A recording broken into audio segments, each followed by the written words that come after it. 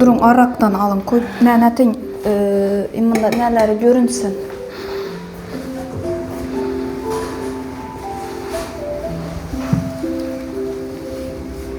Nergizepçe ne prosedura var? Məlumatları ötəsiz mi?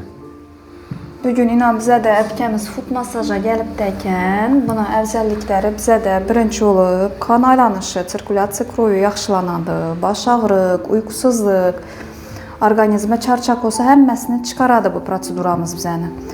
Ayaqını teyində noktavi masaj deyib aytıladı bizə də. Şu foot masajını özündə, ayaq teyində noktama nokta, yürəknin toçkəsi, baş ağrıq toçkəsi, poçkə, bağır, hər bir basılan nokta ves orqanizma siqnal bərib polностью 3-4 prosedurada adam özgəriş sezib başlaydı.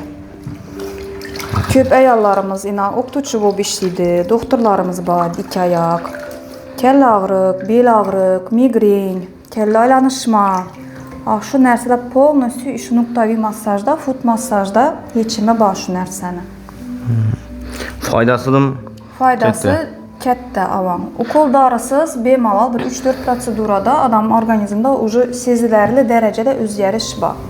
Hazır yine başlanışında nov addi suya yolama, neçə bir proseduramız inazı kızımız bizə iş başladı. Ramaşka suya ayaq polностью yuyuladı. Bu deyəni bizə ayaqımız masaja tayarlanışı gərək.